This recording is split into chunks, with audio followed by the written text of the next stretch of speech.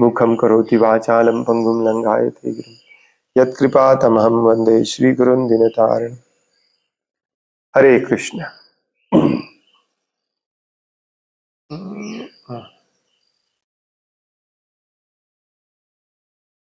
20 पाहिजे दिसतो का श्लोक? लिटिल बिट इकडे सर.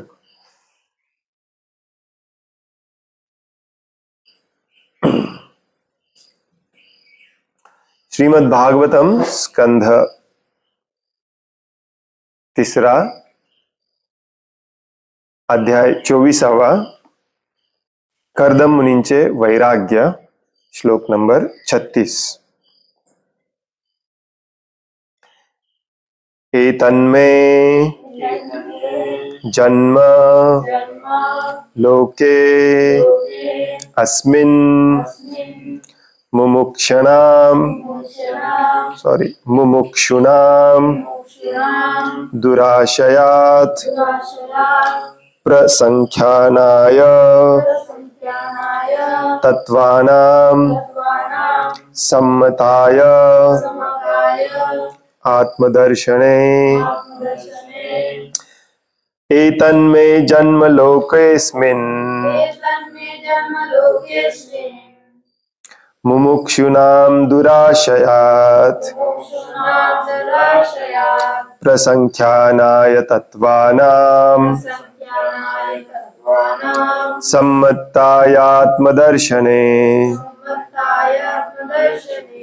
एतन्मे जन्म लोकेस्मिन् मुमुक्षूणां दुराशयात् प्रसंख्यानाय तत्वानां सम्मतायात्मदर्शने ये तन्मे जन्म लोकेस्मिन् मुमुक्षूणां दुराशयात् प्रसंख्यानाय तत्वानां सम्मतायात्मदर्शने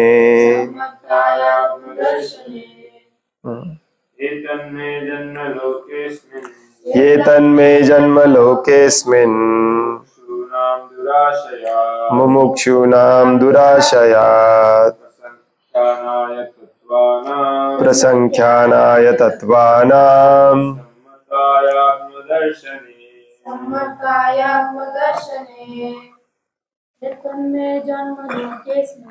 एतन्मे जन्म लोकेस्मिन् मुमुक्षूणां दुराशयात् प्रसंख्यानाय तत्वानां सम्मतायात्मदर्शने ये तन्मे जन्म लोकेस्मिन् मुमुक्षूणां दुराशयात् प्रसंख्यानाय तत्वानां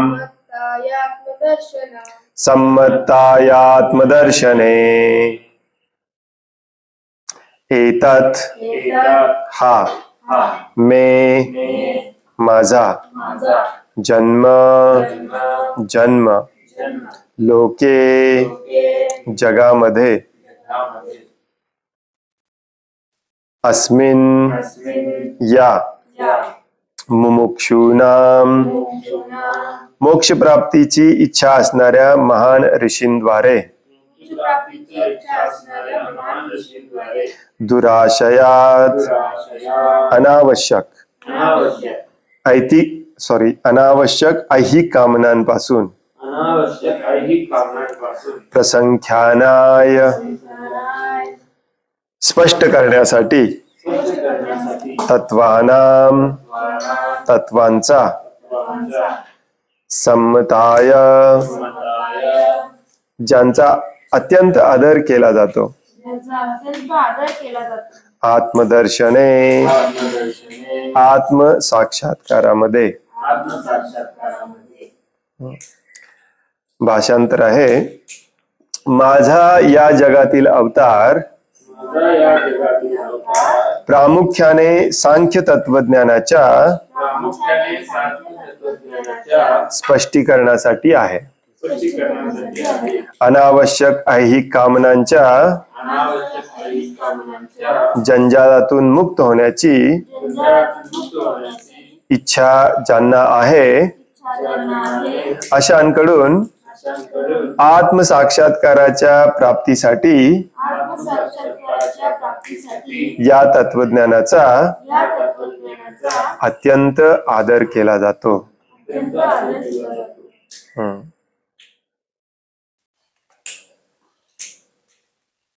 काल आपण वाचायला सुरुवात केली की कर्दम मुनींची प्रार्थना झाल्यानंतर भगवान कपिल देव बोलायला सुरुवात करतात. ते सांगतात की मी जे जे बोलतो, मग ते प्रत्यक्षपणे असो किंवा शास्त्रामधून असो, हे सर्व लोकांसाठी सर्व प्रमाणात सर्व बाबतीत ऍक्च्युली प्रमाण आहे. ते सांगतात की मी तुमचा पुत्र होईन, हे शब्द मी तुम्हाला दिलेले, ते शब्द पाळण्यासाठी मी आलेलो आहे. तर पुढे आजच्या श्लोकामध्ये भगवंत सांगतात की सांख्य तत्वज्ञानाच्या स्पष्टीकरणासाठी मी आलेलो आहे, मी अवतार घेतलेला आहे. या भौतिक जगातल्या सांसारिक ऐहिक कामनांच्या जंजाळातून मुक्त होण्याची ज्यांना ज्यांना इच्छा आहे, अशा आत्मसाक्षात्काराच्या प्राप्तीसाठी अशांकडून आत्मसाक्षात्काराच्या प्राप्तीसाठी या तत्वज्ञानाचा आदर केला जातो, जे भगवान कपिलदेव सांगणार आहेत. तात्पर्य श्रील प्रभुपादांद्वारे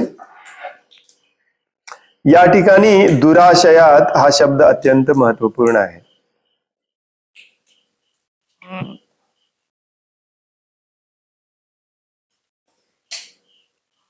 मराठीमध्ये देखील जवळपास सेम शब्द येतो, दुराशा. कोण सांगू शकेल अर्थ? दुराशा, मराठी एक्सपर्ट.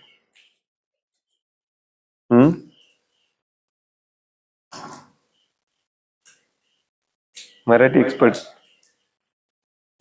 दू हा शब्द जोडला जातो जेव्हा त्याचा अर्थ करायचा आपल्याला करायचा असतो खूप वाईट किंवा खूप मोठा असा.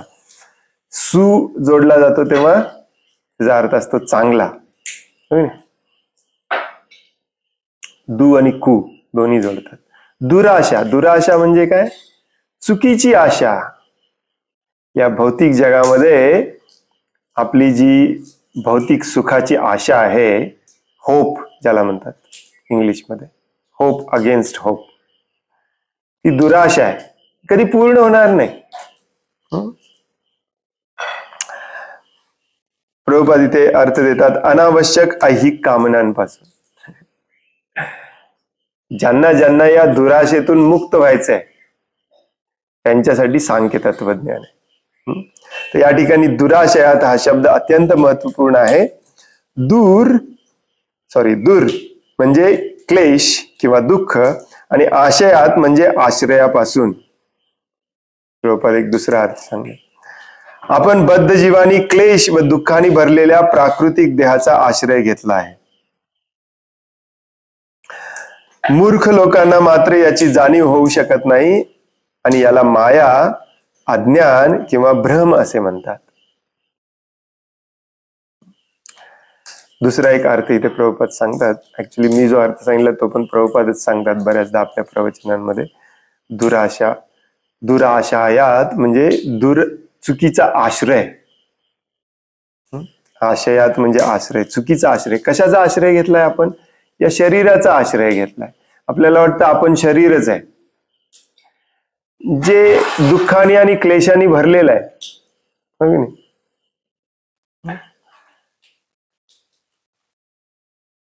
मूर्ख लोकांना याची जाणीव होत नाही, म्हणूनच याला माया, अज्ञान किंवा भ्रम असे म्हणतात. स्वतःला शरीर समजणे हा सगळ्यात मोठा भ्रम आहे. त्याला शास्त्रामध्ये म्हटलं जातं स्वतत्व भ्रम, म्हणजे स्वतत्व काय आहे याच्याबद्दलचं भ्रम. भ्रमाची सुरुवातच इथून होते. मग त्याच्या नंतरचा भ्रम असतो परतत्व भ्रम. परतत्व म्हणजे या जगाच्या पलीकडचं तत्व काय आहे त्याच्याबद्दलचा भ्रम. संबंध ज्ञान, संबंध अज्ञान म्हणजे त्याचा आणि माझा संबंध काय आहे याच्याबद्दलचा भ्रम. आणि विषय विरोध भ्रम म्हणजे त्याचा आणि माझा संबंध पुन्हा प्रस्थापित करण्यासाठी हे विषय जे मध्ये येतात, इंद्रिय विषय, त्याच्याबद्दलचा भ्रम. या सगळ्या भ्रमामध्ये आहोत आपण. आणि या भ्रमाची सुरुवात होते मी शरीर आहे या संकल्पनेतून. त्याला देहात्मबुद्धी म्हटलं जातं. जोपर्यंत आपण सूक्ष्म प्रमाणात का होईना या शरीरासाठीच काम करत राहणार, या शरीराचेच सुख दुःखामध्ये इंटरेस्ट ठेवणार, तोपर्यंत ही देहात्मबुद्धी असतेच असते. आता आपण सध्या ती देहात्मबुद्धी सोडायचा प्रयत्न करतोय, परंतु अजून सुटलेली नाही. जेवढ्या लवकर सुटेल तेवढं चांगलं असतं. कारण ही देहात्मबुद्धी जी असते याला इथे मूर्ख म्हटलेलं आहे प्रभुपादांनी. मूर्ख, मूढ. आणि मूर्ख व्यक्तींना थोडासा जरी मूर्खपणा आपण केला तरी तो चुकीचाच असतो. ते कधी आपल्याला जास्त मूर्खपणा करण्याकडे ओढून घेऊन जाईल सांगता येत नाही. त्यामुळे हे देहात्मबुद्धी ऍक्च्युली पूर्णपणे सोडायची असते. आता आपण प्रयत्न करतोय, पूर्णपणे अजून सुटलेला नाही. बरोबर आहे ना? शरीरच सर्व दुःखांचे उगमस्थान आहे ही गोष्ट मानवी समाजाने गंभीरपणे जाणून घेतली पाहिजे. ऍक्च्युली शरीर सर्व दुःखाचं कारण आहे हे बऱ्याच जणांना माहिती पण आहे. परंतु मी शरीर नाही, त्यामुळे माझं त्या दुःखांशी काही संबंधच नाही, हे मात्र बऱ्याच जणांना लवकर कळत नाही. लवकर कळत नाही म्हणण्यापेक्षा लवकर पटत नाही. कळतंय बऱ्याच जणांना. आधुनिक समाजाने विज्ञानामध्ये प्रगती केली आहे असे म्हटले जाते, परंतु हे विज्ञान आहे तरी काय? हे आधुनिक विज्ञान केवळ शारीरिक सुखांवरच आधारित आहे. आणि मनुष्याने आपल्या शरीरास कितीही सुखकारक गोष्टी पुरवल्या तरी शरीराचा विनाश अटळ आहे याची या विज्ञानास मुळीच जाणीव नाही. इनफॅक्ट आधुनिक विज्ञान तुम्हाला अशा सुख सुविधा द्यायचा प्रयत्न करतं जेणेकरून तुम्ही हे शरीर एक दिवस संपणार आहे हे विसरून जावे.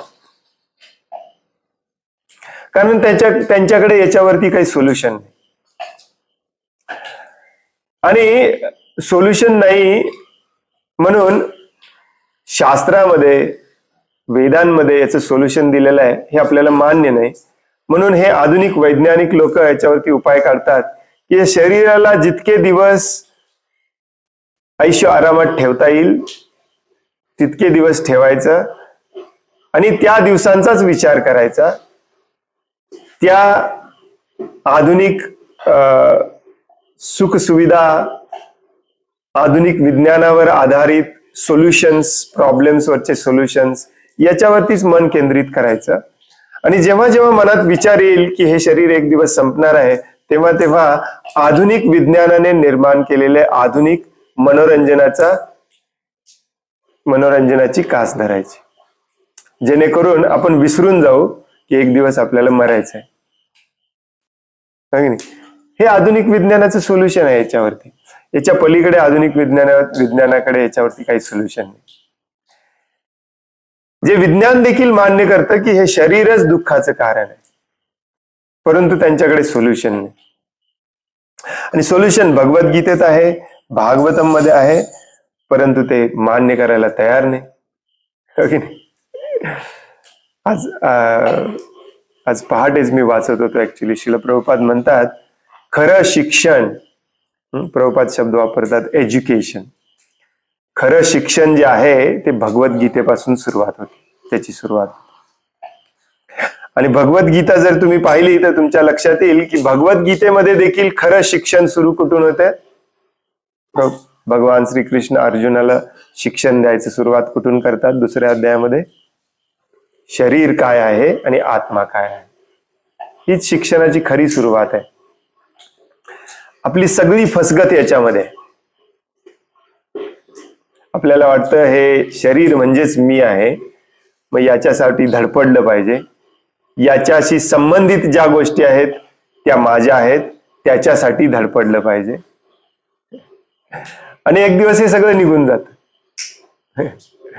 पूर्वीच्या काळामध्ये लोक 10,000 वर्ष, 1,000 वर्ष मागच्या युगामध्ये, त्याच्या आधीच्या युगामध्ये 10,000 वर्ष, त्याच्या आधीच्या युगामध्ये 1,00,000 वर्ष जगायचे. तेव्हा एक वेळ ठीक आहे आपला हा विचार की आपल्याला 1,00,000 वर्ष जगायचं आहे, एवढ्यात शरीर नाही, मी आत्मा आहे, चिंता करून उपयोग काय, जितके दिवस शरीर आहे तोपर्यंत आयुष करूया. परंतु आता आपण किती जगतो? 30, 40, 50, 60, 70 वर्ष, हो की नाही? आपल्या पिढीतले जास्तीत जास्त 50, 60, 70 वर्ष. त्याच्या पुढच्या पिढीतले तेवढे पण जगणार नाही. त्यामुळे आता सध्या कलियुगामध्ये हे एखाद्याला पटवून देणे अवघड नाहीये की हे शरीर एक दिवस जाणार आहे. कारण आजूबाजूला आपण तेच बघतो, कंटिन्युअसली तेच बघत असतो. मी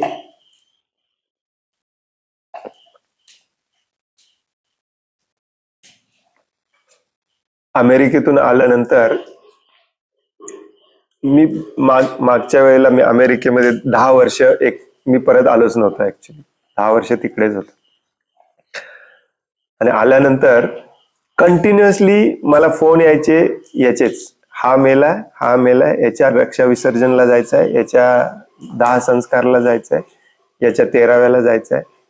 कंटिन्युअसली 1-2 वर्ष तर कुणाच्या लग्नाचं निमंत्रण नाही, कुणाच्या बारशाचं निमंत्रण नाही, नुसतं होय नाही. काल आमच्या शेजारी एकाचा मृत्यू झाला, जो कॅन्सरने ग्रासलेला. ही रियालिटी आहे, ही परिस्थिती आहे. आता सध्या या कलियुगामध्ये हे एखाद्याला समजावून सांगणे काहीच अवघड राहिलेलं नाहीये. शरीर हेच दुःखाचं कारण आहे, हेच देखील समजावून सांगण्यासाठी कुठलीही गोष्ट पटवून द्यायची गरज नाही आहे, एखाद्याला अगदी सहजपणे पटते. परंतु हा भ्रम इतका खतरनाक आहे. अनादि अनंत कालापासून हा जो भ्रम, या भ्रमामध्ये आपल्याला जे राहायला आवडतं. माणसामध्ये 4 दोष आहेत, त्यातला हा एक दोष आहे, भ्रमामध्ये राहायला खूप आवडतं आपल्याला. आपल्याला पटत असतं सगळं की हे चुकीचं आहे, हे चेंज केलं पाहिजे, परंतु चेंज आवडत नाही. मॅक्झिमम लोकांची ही दशा असते. चेंज पाहिजे असतं, परंतु चेंज स्वतःमध्ये चेंज करायचं नाही, चेंज आवडत नाही. चेंज म्हणजे बदलणे, बदल पाहिजे असतो, परंतु बदल आवडत नाही. कारण आता सध्या स्थितीमध्ये, ज्या परिस्थितीमध्ये आपण एक आरामदायी परिस्थिती निर्माण करून ठेवली आहे, ती सोडायची इच्छा नाही. तर कुठे बदलायचं आता सगळे? आणि याच्यातलं सगळ्यात डेंजरस हा जो हे जे कम्फर्ट लेवल आपण तयार करून केलेलं आहे आणि बदलायचं नाही, ते म्हणजे स्वतःला शरीर समजणे. बऱ्याच जणांना माहिती आहे, जे स्वतःला हिंदू म्हणवतात त्या सगळ्यांना माहिती आहे की मी शरीर नाही, मी आत्मा आहे. पुनर्जन्मावर विश्वास आहे. पाप कर्म केलं तर वाईट दंड मिळतो, वाईट ठिकाणी जावं लागतं. पुण्य कर्म केलं तर चांगलं मिळतं, चांगल्या ठिकाणी जायला मिळतं, हे पण माहिती आहे. तरीही सोडायचं नाही. इतका मोठा हा भ्रम आहे. म्हणून मी याला म्हटलं खतरनाक भ्रम आहे. मोठा आणि खतरनाक भ्रम आहे. आणि म्हणून आपण विज्ञानाची कास धरतो. तोंडावर सुरकुत्या आल्या की आपण लॅबमध्ये जाऊन रिसर्च करून सुरकुत्या घालवून अजून यंग कसं दिसता येईल याच्यासाठी क्रीम तयार करतो. किती दिवस चालणार आहे ते क्रीम? 2-4 वर्ष. मग मेकअप करतो, सुरकुत्या घालवण्यासाठी मेकअप करतो. आजारी पडतो म्हणून औषधं शोधून काढली, लसीकरण शोधून काढलं. चालत जायला लागतं, कष्ट होतात म्हणून गाड्यांचा शोध लावला. आपली जवळची व्यक्ती खूप लांब राहते म्हणून फोनचा शोध लावला. इंटरनेटचा शोध लावला. हे सगळं कशासाठी चाललंय? हे शरीराला जे सुख आहे ते सुख कसं टिकवून ठेवता येईल ह्याच्यासाठी चाललंय. हजारो करोडो अब्जावधी millions billions trillions of dollars याच्यावरती खर्च केले जातात या शरीराचं सुख टिकवून ठेवण्यासाठी. अमेझिंग आहे. परंतु या सगळ्या लॅब्स मध्ये, या सगळ्या विज्ञानाच्या डिपार्टमेंट्स मध्ये, युनिव्हर्सिटीज मध्ये कोणीही एकटाही बसून त्याच्यावरती रिसर्च करायला तयार नाही की हे शरीर सोडल्यानंतर होतं काय, काय ही भानगड काय आहे, शरीर सोडायलाच का लागतं. हे परमोच्च दुःख आहे आपलं शरीर सोडणे. त्या दुःखावरती मात्र कोणीही शास्त्रज्ञ काम करायला तयार नाही, कारण प्रत्येकाला माहिती आहे हे आपण टाळू शकत नाही. मग त्याच्यावरती हे विज्ञान अजून एक सोल्युशन घेऊन येतं, ते म्हणजे जेव्हा जेव्हा तुमच्या मनात विचार येईल की तुम्ही आता कॅन्सरने जाणार आहात, हे शरीर सोडायला लागणार आहे, तेव्हा तेव्हा 65 इंचाचं टीव्ही घेऊन या घरी. त्याच्यावरती तुम्हाला 500 चॅनल मिळतील. चॅनल बदलत तुमचं मन जे आहे ते मृत्यूच्या या दुःखापासून काढून बिग ब्रदर बघण्यामध्ये घालवा. आहे नाही? इंटरनेटचा 2 GB चा 3 GB चा पॅक घ्या, शॉर्ट्स रील्स बघत राहा. हे आधुनिक वैज्ञानिकांनी दिलेलं सोल्युशन आहे. याच्या पुढे ते सोल्युशन आपल्याला देऊ शकत नाही. विसरून जावा. त्यांचं सोल्युशन आहे विसरून जावा. हे शरीर एक दिवस सोडायला लागणार आहे, शरीर बदलायला लागणार आहे, हे विसरून जावा. हे जेवढं तुम्हाला विसरता येईल तेवढं विसरा, ऐश करा, खा प्या, मौज मजा करा, उद्याची चिंता करू नका. हे सोल्युशन आहे.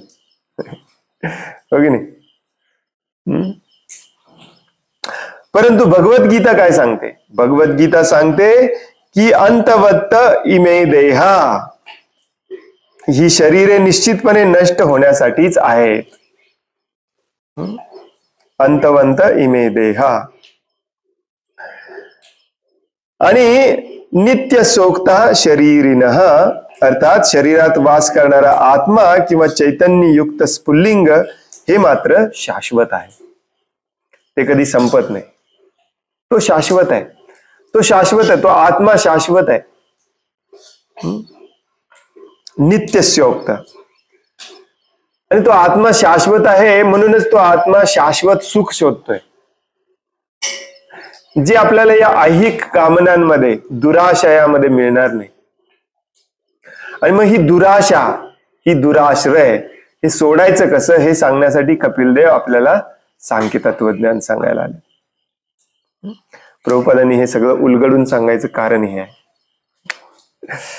हा आत्मा सनातन आहे तर शरीर अनित्य आहे. आपल्याला कार्य करण्यासाठी शरीर अत्यावश्यक आहे. शरीराविना अथवा इंद्रियांविना कार्य करणे शक्य नाही. परंतु शाश्वत शरीर प्राप्त करणे शक्य आहे का, याविषयी लोक जिज्ञासा करत नाहीत. शरीर तर पाहिजे. शरीराशिवाय कामही करू शकत नाही, सुख देखील उपभोगू शकत नाही.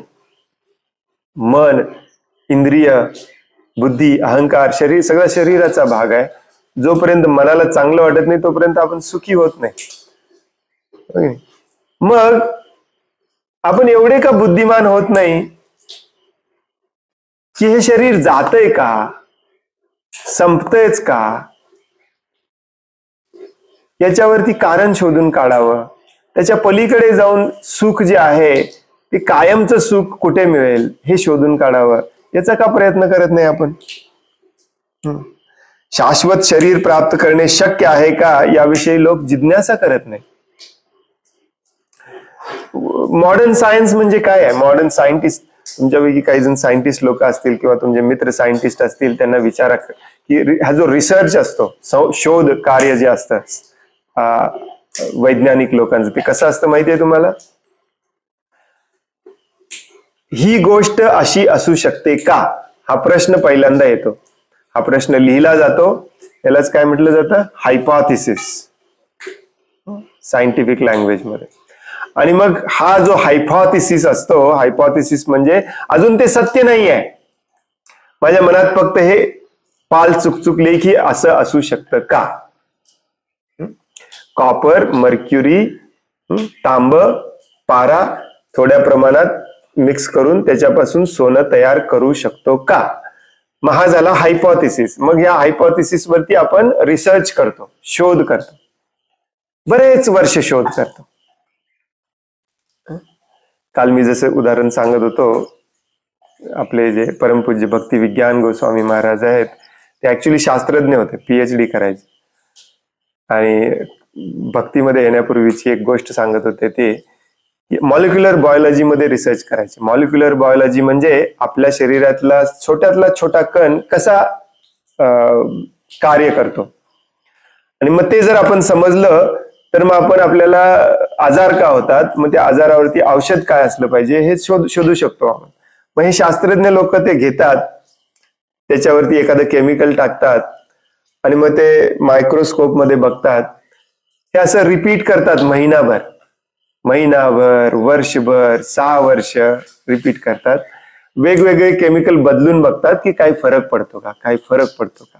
तेच केमिकल आठवडाभर, 2 आठवडा वेगवेगळ्या प्रमाणात घालून बघतात. आज 1 थेंब घातला, उद्या 2 थेंब घातला. यालाच म्हणतात शोध कार्य. आणि या शोध कार्याची सुरुवात होत असते की असं असू शकतं का या प्रश्नाने. यालाच म्हणतात जिज्ञासा. हो की नाही? बरोबर आहे ना? या ठिकाणी आपण गेलो, ही गोष्ट आपण केली तर याच्यातून असं सुख मिळू शकतं का, हा प्रश्न पहिल्यांदा पडलं पाहिजे. मग आपण ते शोधण्यामागे लागणार.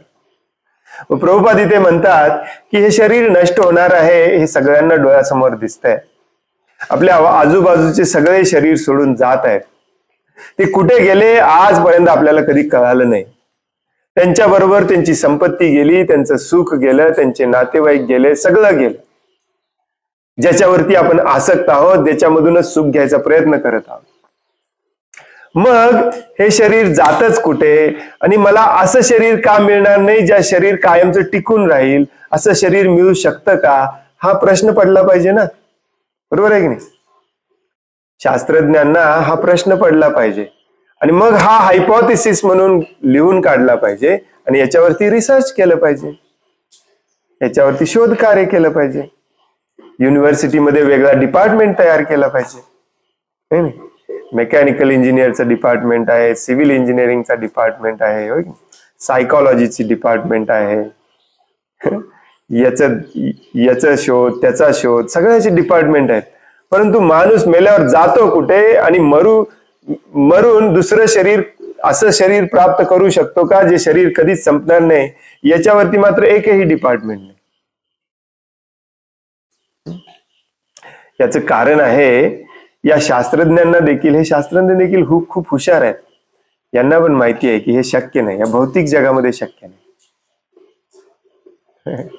भौतिक जगामध्ये शक्य नाही. खरे शास्त्रज्ञ होते आपले ऋषी मुनी, ज्यांनी हे ग्रंथ लिहून ठेवले. त्यांनी खरोखर असं शरीर मिळवलेलं. तर पुढे 5व्या स्कंदामध्ये अत्यंत डिटेल मध्ये सांगितले की योगी शरीर सोडतो कसा.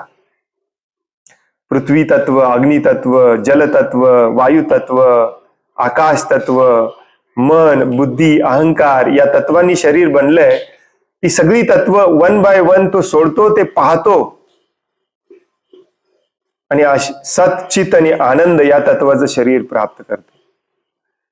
आपल्या शास्त्रज्ञांनी हा रिसर्च केलाय, ज्यांना आपल्या ग्रंथामध्ये ऋषी म्हटलं जातं. आणि म्हणून त्यांनी हे आपल्याला सायंटिफिक पेपर लिहून ठेवलाय श्रीमद भागवतमच्या रूपामध्ये, पियर रिव्ह्यूड ज्याला म्हणतं.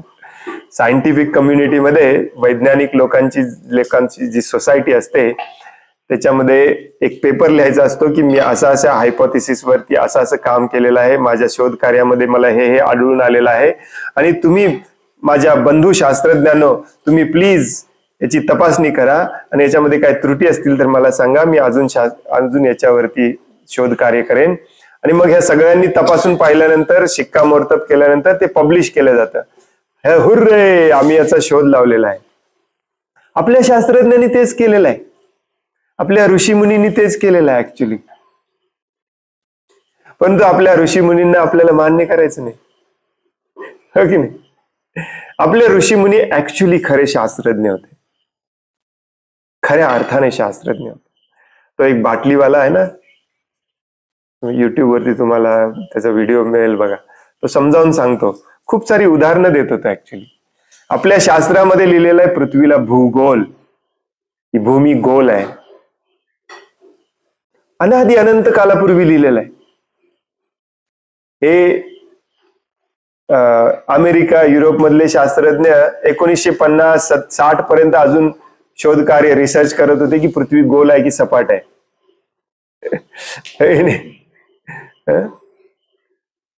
ज्या आज आपल्या शास्त्रज्ञांनी जो एक ग्रह शोधून काढलाय त्याला सगळ्यात मोठा ग्रह म्हणून नाव दिलेलं आहे, त्याचं नाव विसरलो मी, काहीतरी विचित्र नाव आहे, इंग्लिश नाव आहे, त्याला आपल्या शास्त्रामध्ये ज्येष्ठ म्हटलेलं आहे. ज्येष्ठचा अर्थ काय असतो? सगळ्यात मोठा, हो की नाही? जे सप्तऋषी आहेत त्याला आपल्या शास्त्रामध्ये म्हटलेलं आहे 7 ऋषी होते, त्या 7 ऋषींचं ते निवासस्थान आहे. आधुनिक शास्त्रज्ञांनी आता दुर्बीण शोधून काढली, त्या दुर्बिणीतून सप्तऋषी बघितल्यावर त्यांच्या लक्षात आलं की 7 तारे लुकलुकतात, परंतु अगदी डिटेलमध्ये आपण जर बघायला गेलो तर त्यातला एक तारा हे एक तारा नसून 2 तारे आहेत एका ठिकाणी. आपल्याला दिसतात एक, परंतु दुर्बिणीतून बघितल्यावर 2 दिसतात. आणि मजेची गोष्ट म्हणजे कुठल्याही ग्रहमंडलामध्ये सूर्य हा एक प्रखर तारा असतो आणि त्याच्याभोवती बाकीचे सगळे फिरत असतात. परंतु या सप्तऋषीतले हे जे 2 तारे आहेत ते ऍक्च्युली एक दुसऱ्याच्या भोवती फिरत नाही, दोघे एकमेकाच्या भोवती फिरतात. आणि त्याला आपल्या शास्त्रामध्ये नाव दिलेलं आहे अरुंधती आणि वशिष्ठ, हो की नाही? या अरुंधती आणि वशिष्ठ हे नवरा बायको आहेत म्हणून ते एकमेकाभोवती फिरतात. आणि या अरुंधती वशिष्ठ या जोडीला संपूर्ण शास्त्रामध्ये परफेक्ट नवरा आणि परफेक्ट बायको म्हणून त्यांची पूजा केली जाते. आजही साऊथ इंडियामध्ये लग्न झाल्यावरती रात्री बाहेर जाऊन पहिल्यांदा अरुंधती आणि वशिष्ठ यांना प्रणाम करून त्यांचा आशीर्वाद घेतला जातो. मग आपले ऋषी मुनी शास्त्रज्ञ नव्हते का? खरोखर ते शास्त्रज्ञ होते ऍक्च्युली. तो बाटलीवाला एक कुठला तरी श्लोक सांगतो, आता ते मी श्लोक विसरलो, त्या श्लोकाचा जर तुम्ही डिक्रिप्ट केलं तर त्याची व्हॅल्यू आपल्याला मिळते 3.142 blah blah dot dot dot dot dot, खूप लांबडे, जी पायची व्हॅल्यू आहे. गणिताचा ज्यांचा अभ्यास आहे त्यांना माहिती असेल पाय. हे खरे शास्त्रज्ञ होते. या शास्त्रज्ञांनी खऱ्या अर्थाने खऱ्या गोष्टीचा शोध लावला, खऱ्या विज्ञानासाठी कार्य केलं, ज्या विज्ञानाला भगवान श्रीकृष्ण देखील भगवद्गीतेमध्ये खरा विज्ञान म्हणतात, आत्म्याचा विज्ञान. आता आपण हे जे शोध कार्य करतोय, वैज्ञानिक क्षेत्रामध्ये कार्य करतोय, हे सगळं बोगस आहे. आणि आता सध्या स्थितीला तर ते सुपर बोगस आहे. कारण आता सध्या शास्त्रज्ञ लोक तुमच्या सुखासाठी पण काम करत नाहीत, स्वार्थासाठी लोभी होऊन पैसे मिळवण्यासाठी फक्त शोध कार्य केलं जातं. प्रत्येक शास्त्रज्ञ जो आहे आज या घडीला जो शास्त्रज्ञ शोध कार्य करतोय, रिसर्च करतोय, तो मोठ्या मोठ्या कंपनीसाठी करतोय, तुमच्यासाठी करत नाही. ही परिस्थिती आहे. परंतु आपला विश्वास बघा किती त्यांच्यावरती. बरं, भागवतमवरती विश्वास ठेवा म्हटलं तर नाही, हो की नाही? किती मजेची गोष्ट आहे. प्रभुपाद इतके फेमस का झाले माहितीये? अमेरिकेत जाऊन त्यांनी या सायंटिस्ट लोकांना पकडलं, त्यांच्याशी अशा प्रकारचा वाद घातला. तुम्ही का रिसर्च करत नाही याच्यावरती? तुम्ही एक प्रॉब्लेम घेता, त्याच्यावरती रिसर्च करता, बरोबर आहे ना? मानव समाजाला अनादी अनंत कालापासून पडलेला हा प्रश्न आहे की हे शरीर जातच का? मला असं शरीर का मिळत नाही जे कायमचं टिकून राहील? तुम्ही याच्यावरती का शोध कार्य करत नाही? ते शास्त्रज्ञ गप्प बसायचे प्रभुपादांच्या समोर. आणि म्हणूनच त्यातले बरेचसे प्रभुपादांचे शिष्य झाले. कोण होणार नाही शिष्य? कारण हे ज्ञान आपल्या शास्त्रामध्ये दिलेलं आहे. हे ज्ञान आपले गुरु, आपले आचार्य आपल्यापर्यंत पोहोचवायचा प्रयत्न करतात. आपल्याला आपली ही संस्कृती, आपलं ज्ञान नको आहे, आपल्याला ते ज्ञान पाहिजे. कारण आपण भ्रमात आहोत, दुराश्रयामध्ये आहोत, दुराशेमध्ये जगतोय. वस्तुतः ते शाश्वत शरीराच्या प्राप्तीचीच आकांक्षा करतात, कारण ते इंद्रिय भोगामध्ये रत झालेले असले तरी त्यांचा तो इंद्रिय भोग शाश्वत नाही. म्हणूनच शाश्वतरित्या उपभोग घेता येईल अशा गोष्टीच्या शोधात ते असतात. परंतु अशा प्रकारचे पूर्णत्व कसे प्राप्त करावे हे त्यांना समजू शकत नाही. ऍक्च्युली आपला प्रयत्न तोच चाललाय. हे क्रीम कशाला शोधून काढलंय? दाढ दुखू नये म्हणून. हे क्रीम कशाला शोधून काढलंय? फेअर अँड लवली, कायमचं यंग दिसावं म्हणून. मरायचं नाही आहे, म्हातारं व्हायचं नाही. इच्छा तीच आहे, परंतु ऍक्च्युली खरा मार्ग कुठे दिसत नाही आपल्याला. म्हणून प्रभुपाद सांगतात, या इकडे, मी सांगतो तुम्हाला खरा मार्ग. खरा मार्ग दिलेला आहे आपल्या ऋषी मुनीने, आपल्या शास्त्रात दिलेला आहे. आणि यासाठीच या ठिकाणी कपिल देवानी सांगितलेल्या सांख्य तत्वज्ञान हे तत्वानाम आहे. तत्वानाम, सत्याचे ज्ञान होऊ शकेल अशा प्रकारे सांख्य तत्वज्ञान पद्धतीची रचना करण्यात आली आहे. अगदी व्यवस्थित समजावून सांगणे म्हणजे सांख्य तत्वज्ञान. सत्य काय आहे, हे शाश्वत सत्य काय आहे, परम सत्य काय आहे, हे सत्य काय आहे, सर्व दुःखांचे उगमस्थान असणाऱ्या देहातून मुक्त कसे व्हावे याचे ज्ञान म्हणजेच हे सत्य आहे. हे शरीर हे दुःखाचं मूळ कारण आहे. याच्यामध्ये आपण आसक्त झालोय, याच्यामध्ये आपण अडकलोय. ह्याच्यापासून वेगळं कसं व्हायचं, ह्याच्यापासून मुक्त कसं व्हायचं, आणि म्हणजेच दुःखातून कायमचं कसं मुक्त व्हायचं, हेच तर करतोय. सायंटिफिक रिसर्च म्हणजे काय? दुःखातून मुक्त होण्यासाठी रिसर्च करणे, शोध कार्य करणे. बरोबर आहे ना? डॉक्टर लोक मेडिकल रिसर्च का केला जातो? दुःखातून मुक्त व्हायचं. आजकाल त्याच्यासाठी केला जात नाही, परंतु मेन दाखवलं तरी जातं त्याच्यासाठीच. तर कपिल मुनींचा जो हा अवतार आहे तो विशेष करून याच हेतूसाठी होता. हेच या ठिकाणी ते स्वतः स्पष्ट करून सांगतायत. कपिल मुनींचा जो हा हेतू होता तो याच साठी होता, हे ते स्पष्ट करून सांगतायत.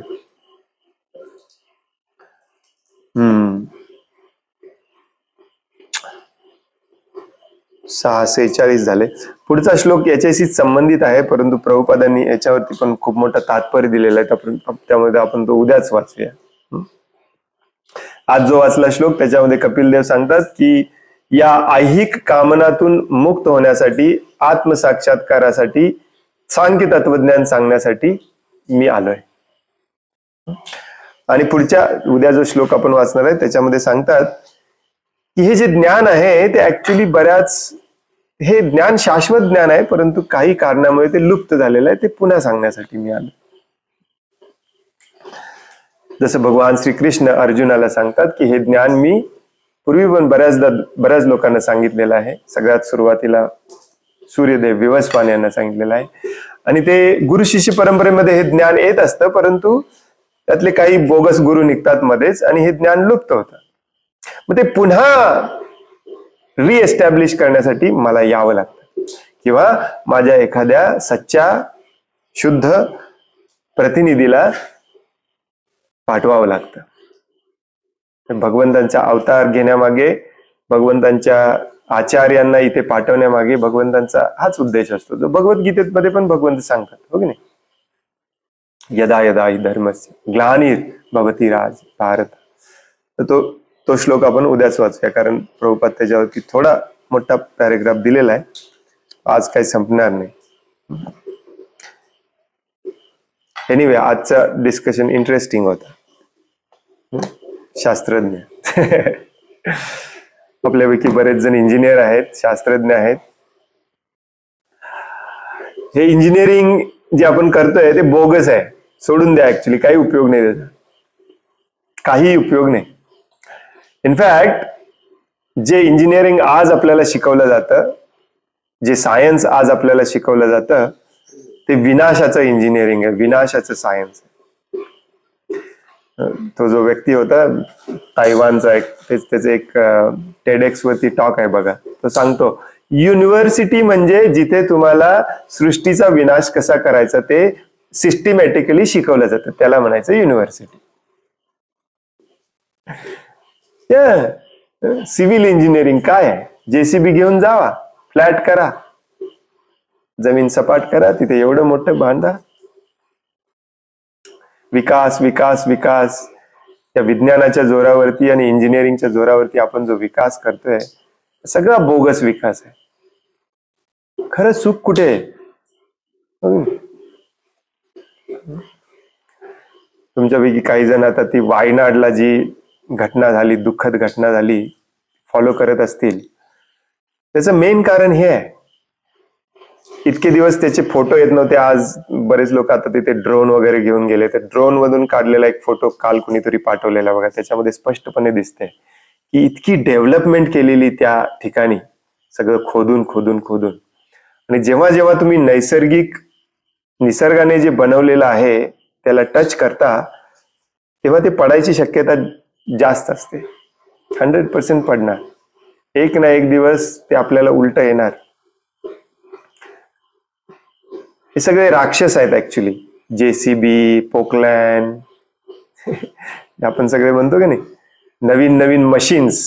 जितकं मोठं मशीन तितका मोठा तो राक्षस. त्या मशीनचं एकच काम असतं, नैसर्गिक संपत्तीचा विनाश कसा करणे आणि फास्ट फास्ट कसं करणे, फास्ट झाडं कशी तोडणे, फास्ट लोखंड कसं कापणे, फास्ट हे कसं करणे, जमीन कसं खोदणे. आपल्याला खूप आश्चर्य वाटतं विज्ञानाने काय प्रगती केलेली. दुःख थांबलंय का आपलं? हा एकच प्रश्न विचारायचा. आपला जो आध्यात्मिक, आधी भौतिक, आधी दैविक क्लेश आहे तो त्रिविध ताप थांबलेला आहे का? हे थांबवण्यासाठी आपल्याला हे विज्ञान मदत करतं का? नसेल तर या विज्ञानाचा काही उपयोग नाही. बरेच मूर्ख लोक म्हणतात की प्रभूजी तुम्ही पण विज्ञान वापरता, फोन वापरला नसता तर तुमचे लेक्चर कसे झाले असते वगैरे वगैरे वगैरे. चोर जेव्हा चोरी करून पळतो तेव्हा त्याला पकडण्यासाठी त्याच्यापेक्षा फास्ट कार वापरावी लागते. भगवंतांच्या सेवेमध्ये आता हे वापरायला लागणार आहे टेक्नॉलॉजी, परंतु ऍक्च्युली या टेक्नॉलॉजीचा काही उपयोग नाही. लोक खूप सुखी होती जेव्हा ही टेक्नॉलॉजी नव्हती तेव्हा. सुखाचा इंडेक्स जर बघितला खूप हाय होता पूर्वी, आता तो एकदम जमिनीजवळ आलेला आहे. आणि यालाच दुराशा म्हटलेला आहे, दुराश्रय म्हटलेला आहे. चुकीच्या ठिकाणी आपण आश्रय घेतोय. हरे कृष्ण. कोणाला काही प्रश्न आहे, काही सांगायचं आहे? Please your phone, your noting down too many notes.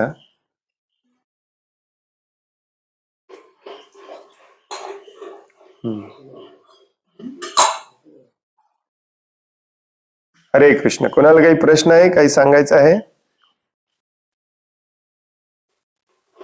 Hare Krishna प्रभुजी, दंडवत प्रणाम. हरे कृष्ण, दंडवत प्रणाम. प्रभुजी तुम्ही सुरुवातीला जसं सांगितलं की हे सगळं दुःखाचं कारण तर शरीरच आहे. तर मग आपल्याला ज्यावेळेस ह्या भौतिक जगातनं आध्यात्मिक जगामध्ये म्हणजे भगवद्धामात जायचं असेल तर आपल्याला आत्म्याला कुठलं ना कुठलं शरीर तर घ्यावंच लागणार आहे. येस. तर मग आता आपलं असं गडबड होते की आपण ज्यावेळेस भक्तीच मार्गामध्ये कुठंतरी एका लेवलला, शुद्धतेच्या लेवलला जायला जातो, पण कदाचित काहीतरी आपल्याकडून चुकतं किंवा पाप होतं, आपण परत मग आपलं पतन होतं. मग ते पतन असं होतं की डायरेक्ट आपण जीवनावरती येतो. तर मग ते न होण्यासाठी काय केलं पाहिजे प्रभूजी? म्हणजे पतन तर म्हणजे पाप केलं तर पतन होणारच आहे, पण ते आपण डायरेक्ट एवढं काय आपण ज्या भक्तीच्या स्टेज मध्ये असतो ते पाप झालं की आपण डायरेक्ट झिरो लेवललाच येतो. एक्झॅक्टली. पाप तर इंद्रिय तृप्तीच्या मार्गातूनच होतं, नाही असं नाही. पण मग ते न होण्यासाठी काय केलं पाहिजे? कारण आपण डायरेक्ट झिरो झालं तर परत मग आणि तिथून सुरुवात करायची की आणि परत मग गडबड होऊन जाते. परत त्यात तो माणूस, तो जीव परत वर त्या लेवलला गेलाच जाईलच ह्याची गॅरंटी पण राहत नाही. तर मग त्या लेवलला आपल्याला आपण काय केलं पाहिजे त्याच्याबद्दल? याचं उत्तर मी बऱ्याचदा सांगितलेलं आहे, तरी पण मी सांगतो परत एकदा. त्याच्या आधी मी तुम्हाला विचारतो की हा प्रश्न तुम्ही पूर्वी कधी विचारलाय, तुम्हाला कशा प्रकारचं उत्तर मिळालंय, कोणी सांगू शकेल? हा प्रश्न बऱ्याचदा आपल्या मंदिरांमध्ये वगैरे विचारला जातो, त्याच्यावरती तुम्हाला उत्तर पण दिली जाते. कशा प्रकारचं उत्तर तुम्हाला मिळालंय पूर्वी? हरे कृष्णा प्रभूजी, दंडोत प्रणाम. दंडोत प्रणाम. हा, याचं उत्तर प्रभूजी असं दिलं जातं की नेहा प्रमाणा शोषते, तो श्लोक सांगितला जातो आणि सांगितलं जातं की तुमची भक्ती अर्धी नष्ट होत नाही आणि तुम्ही समजा 1 ते 99 पर्यंत आले तर पुढच्या जन्मी परत 99 पासून चालू होती, म्हणजे परत शून्यातून सुरुवात करावं लागत नाही, असं मी ऐकलंय उत्तर याच्या संबंधित. हरे कृष्ण. एक्झॅक्टली. पण ते उत्तर नाहीच आहे याचं. हे ऍडजस्टमेंट सांगितली तुम्हाला की ठीक आहे, या जन्मात नाही झालं तर तुम्ही उभं राहा, पुढच्या जन्मात सुरू करा. पण तो उत्तर नाहीये. प्रश्न काय आहे की हे पतन झालं की एकदम जसं प्रभूजी म्हणाले की एकदम खाली जमिनीवरच पडतो, आपण शून्यातच जातो. हे होऊ नये म्हणून काय करायचं, याचं उत्तर बरेच जण सांगू शकत नाहीत ऍक्च्युली. आणि त्याचं कारण आहे श्रील प्रभुपादांच्या उपदेशांची आदेशांची अवहेलना करणे, अवज्ञा करणे. सगळ्यात महत्वाचा उपदेश तो म्हणजे वर्णाश्रमाची स्थापना करणे. कारण हा जो वर्णाश्रम आहे, तो वर्णाश्रम जरी आपण पडलो तरी आपल्याला खाली पडू देत नाही, त्याच्यासाठी आहे. हे बऱ्याच जणांना अजून हे माहिती नाही. प्रभुपाद काही लेक्चरमध्ये इतकं छान समजावून सांगतात. उपनिषदांमध्ये एक श्लोक आहे, ही भक्ती जी आहे ती रेझर ब्लेडवर चालण्यासारखी आहे आणि पडायचे चान्सेस जास्त आहेत. रेझर ब्लेड म्हणजे आपल्याला रक्त येते असं ह्याच्यासाठी रेझर ब्लेड सांगितलेलं नाहीये, की ते इतकं पातळ आहे, इतकं निमुळत आहे की तुम्ही एक पाय पण त्याच्यावरती व्यवस्थित ठेवू शकत नाही. आणि आजूबाजूला काय आहे? इंद्रिय तृप्ती. त्यामुळे ह्या ब्लेड सारख्या, जसं दोरीवरती चालायची कसरत करून दाखवायचे पूर्वी लोक, आजकाल ती लोक गायब झाली, सगळी फोनमध्ये गेले वाटतं. खूप अवघड असतं दोरीवरती चालणे, बॅलन्स ठेवणे. मग तीच दोरी तुम्ही विचार करा, एकदम पातळ आहे ब्लेड सारखी, त्याच्यावरती चालणे तर किती अवघड आहे. ऑफकोर्स अवघड आहे. हनुमंत प्रभू आपल्याला रोज आठवण करून देतात भक्ती करणे किती अवघड आहे. आणि पडायचे चान्सेस 99.99% चान्सेस आहेत पडायचे. आणि पडला की डायरेक्ट जमिनीवरती पडतो. इंद्रिय तृप्तीची रचना किंवा इंद्रिय तृप्तीचा हा स्वभावच असा आहे की पडला तर तो जमिनीवरच पडतो. ऍक्च्युली त्याला परत उठावं लागतं, परत उंच आपल्याला घेऊन जावं लागतं आणि ते कठीण काम आहे. इतका महान परिश्रम करून आपण तिथपर्यंत आलेलो असतो, पडलं की परत तिथपर्यंत परत जायचं.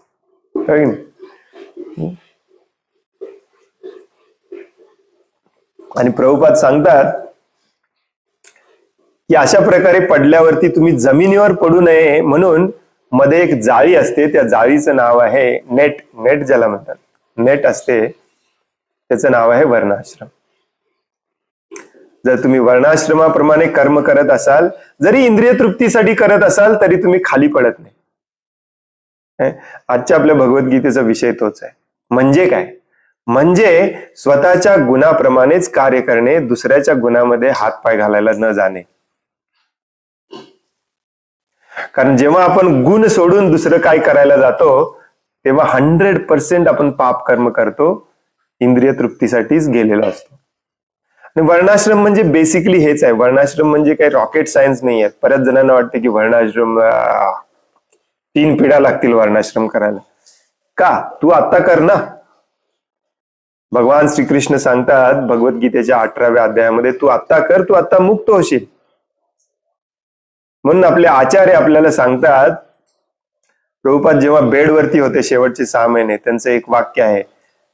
एक प्रभूजी म्हणाले, शिल प्रभुपाद आपण तर वैष्णव आहे, आपल्याला वर्णाश्रमाची काय गरज आहे? शिल प्रभुपाद म्हणाले, वैष्णव होणे एवढं सोपं नाही. वैष्णव होण्यासाठी पहिली स्टेज असते, ती म्हणजे वर्णाश्रमामध्ये येणे, वर्णाश्रमाप्रमाणे काम करणे. आता हे करायचं कसं? हा प्रॅक्टिकल चॅलेंज आहे आपल्यासाठी.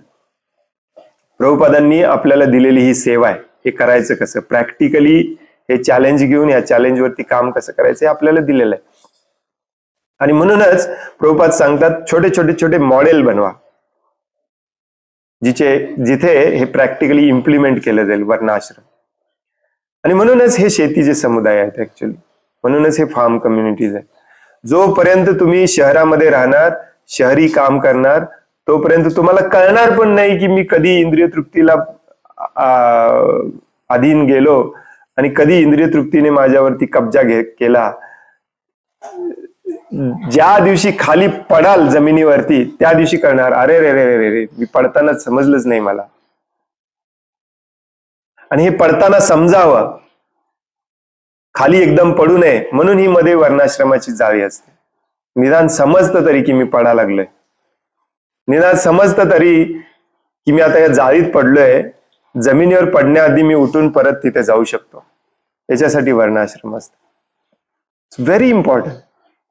मुळात आपल्या भक्तांना तुमच्या मनामध्ये जी आज शंका आली हनुमंत प्रभूजींच्या मनामध्ये, ती शंकाच येत नाही. बऱ्याच भक्तांना आपल्या वाटतच नाही की आपण पाप कर्म करतोय. हा सगळ्यात मोठा प्रॉब्लेम आहे. सगळ्यात मोठा प्रॉब्लेम हा आहे. सगळ्यांना वाटतं आहे ते उग्र कर्म पाप कर्म करत आपण एक दिवस भगवत धामात जाणार आहे. मग त्यांना कुणी नाही म्हणून सांगितलं तर तो भ्रम, हे कम्फर्ट लेवल, मगाशी आपण विचार करत होतो की नाही, कम्फर्ट लेवल एक प्रकारची म्हणजे आरामात राहायची सवय जी झालेली आहे, ती भ्रम आपल्याला बदलू देत नाही. हे भक्त काय म्हणतात, होऊ दे प्रभूजी, काय व्हायचं ते होऊ दे, पुढच्या जन्मात बघूया. मला आमच्या गुरुनी सांगितले पुढच्या जन्मात 39% झाला असेल, 40 पासून सुरुवात होते. आपण अनादि अनंत जन्म घेतलेले आहेत. त्या अनादि अनंत जन्मामध्ये आपण मनुष्याचं शरीर देखील अनादि अनंत वेळा घेतलेलं आहे, तरी सुद्धा हे झालेलं नाहीये.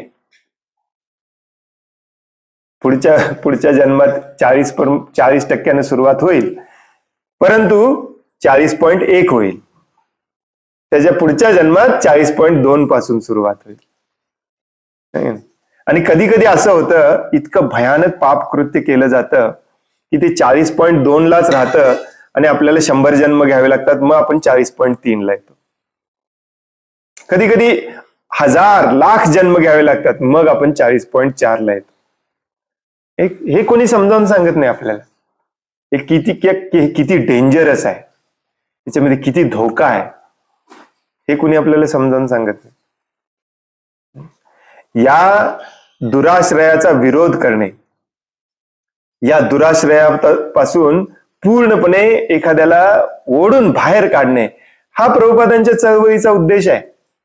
आहे त्या ठिकाणी, आहे त्या चिखलात राहून हात बोट फिरवत राहावा, ही प्रभुपादांची चळवळ नाही आहे ऍक्च्युली. प्रभुपादांचे लेक्चर म्हणूनच इतके कठोर असायचे, आणि ते लेक्चर कठोर होते म्हणूनच इतके लोक जागे झाले. प्रभुपादांनी आपल्यासारखा डिळमिळीत मळमळीत प्रचार केला असता तर ही संस्था एवढी पण मोठी उभी राहिली नसती. का आपल्याला भीती वाटते वर्णाश्रमाची? वर्णाश्रमामध्ये घाबरण्यासारखं काहीच नाही आहे. वर्णाश्रम हे आपल्यासाठी इतकं चांगलं आहे, इतकं चांगलं आहे, अमृता समान आहे. ही गोळी खा, ती गोळी खा, काहीच फरक पडत नाही. वर्णाश्रमाची गोळी खाऊन बघा, 100% फरक पडणार. त्याच्यासाठी आता हे घडतं कसं, तुम्हाला प्रश्न पडला असेल काय, प्रभूजींना दरवेळी वर्णाश्रम सांगतात. प्रभूजींना काय सांगते, कुठलाही प्रश्न विचारला की संघ, कुठलाही प्रश्न विचारला की वर्णाश्रम, है की नाही? हे घडतं कसं, वर्णाश्रम आपल्याला शिकवतं की आपल्या अंगामध्ये जे गुण आहेत त्याप्रमाणेच काम करणे. आणि हा वर्णाश्रम जेव्हा दुसऱ्या वर्णांच्या संघामध्ये केला जातो तेव्हा आपली ही जी अनियंत्रित इंद्रिय तृप्ती आहे ती संघामध्ये कमी होते. आणि समजा मला उद्या असं वाटलं की इथे काय पैसे नाहीत, गुरुची पोझिशन चांगली आहे, पैसे पण मिळतात, प्रसिद्धी पण मिळते, काय 2 श्लोक इकडे तिकडे वाचायचे आहेत, थोडीफार कथा सांगायची आहे, चला आपण पण जाऊन ते करूया. यालाच म्हणतात वर्णाश्रम तोडणे. आणि हे तोडायचं नाही, हे भगवंत सांगतात 18व्या अध्यायामध्ये, वर्णाश्रमामध्ये राहावा. वर्णाश्रमामध्ये स्टिक टू वर्णाश्रम. वर्णाश्रमामध्ये सगळे राहतात की नाही हे बघायचं काम असतं क्षत्रियाचं. असा क्षत्रिय पण आपल्याकडे असला पाहिजे जो दंड देईल. तुम्ही म्हणता ब्राह्मण, पण ब्राह्मणासारखे वागत नाही, तुम्हाला हा दंड स्वीकार केला पाहिजे. हा दंड नाही आहे आपल्यामध्ये आता. म्हणूनच कुणीही उठतं, पैसे लुटतं, कुणीही उठतं, काही भ्रष्टाचार करतं. का? कारण दंडनीती नाहीये. आपल्याला फक्त सांगितलं जातं क्षमा. क्षमा हा भक्ताचा सर्वात मोठा गुण आहे. अशा स्टाईलमध्ये पण असंच सांगितलं, क्षमा. क्षमा हा भक्ताचा सर्वात मोठा गुण आहे. अर्जुन काय करत होता? अर्जुनने का क्षमा केली नाही दुर्योधनाला? भगवद्गीता आपला बेस आहे, बरोबर आहे? आपल्या मंदिरामध्ये, आपल्या संस्थेमध्ये, आपल्या प्रोजेक्टमध्ये दंडनीती असली पाहिजे. जो चुकीचा वागतो त्याला दंड दिलं पाहिजे. आता तुम्हाला दंड देणारच कुणी नाही. तुम्ही कुठल्याही स्त्रीकडे बघता, कुठल्याही कशाही प्रकारे वागता, तुम्हाला दंड देणारच कुणी नाही. आता तो प्रॉब्लेम आहे, कारण वर्णाश्रम नाही. तुम्ही म्हणाल की प्रभूजी मी येतो वर्णाश्रमामध्ये, मी आहे शूद्र, मला शूद्राप्रमाणे काम द्या. मग गॅरंटी कुठे आहे की मी पाप कर्म करणार नाही? गॅरंटी इथे आहे की तिथे क्षत्रिय पण असणार आहे जो तुम्हाला दंड देईल. ज्याच्याबद्दल तुम्हाला आदर असेल तो दंड देखील तुम्ही आदराने स्वीकाराल. तर ही प्रोग्रेसिव्ह स्टेज असते. ही हळूहळू अशा प्रकारेच वर्णाश्रमामध्ये आपली प्रगती होत असते. एक ब्राह्मण असेल जो शास्त्राप्रमाणे सगळं काही व्यवस्थित सांगेल. आजचा ब्राह्मण काय झालाय? स्वतःच्या इंद्रिय तृप्तीसाठी शास्त्र वाकवून मोरडून ट्विस्ट करून सांगतोय. मग आपल्याला अशा संघामध्ये राहायचं आहे, अशा कम्युनिटीमध्ये राहायचं आहे जिथे असा ब्राह्मण असेल, जिथे असे क्षत्रिय असतील, जिथे असे वैश्य असतील, जे शुद्ध अन्न आपल्याला तयार करून देतील, जिथे आपण वैश्य असू. आणि मग या संघामध्ये आपले पडायचे चान्सेस कमी होतात. बंद होत नाहीत, कमी होतात. पडलो तरी तुम्ही जसं म्हणाला तसे शून्याला पडत नाही. आपल्याला करेक्ट करणारा तिथे क्षत्रिय असतो, आपल्याला करेक्ट करणारा तिथे ब्राह्मण असतो. आणि जोपर्यंत आपण या अशा संघामध्ये येत नाही, वर्णाश्रमावर आधारित संघामध्ये, तोपर्यंत हे होणारच नाही. आणि म्हणूनच हे वर्णाश्रम नसल्यामुळे जितके प्रोजेक्ट्स आहेत, म्हणजे मंदिराचे असोत, फार्म कम्युनिटीचे असोत किंवा एखाद्या आश्रमाचे असोत, ते 1-2 वर्षामध्ये, जास्तीत जास्त 5 वर्षामध्ये फेल होतात किंवा विस्कळीत अवस्थेमध्ये, मोडलेल्या अवस्थेमध्येच कशा तरी पद्धतीने चालू राहतात. का? कारण तिथे वर्णाश्रम नाही. तिथे जो बॉस आहे, लीडर आहे, तो ऍक्च्युली क्षत्रिय नाही, तो आहे वैश्य. त्याला बनवले अध्यक्ष. तिथे जो मार्गदर्शन करतो तो ऍक्च्युली ब्राह्मण नाही.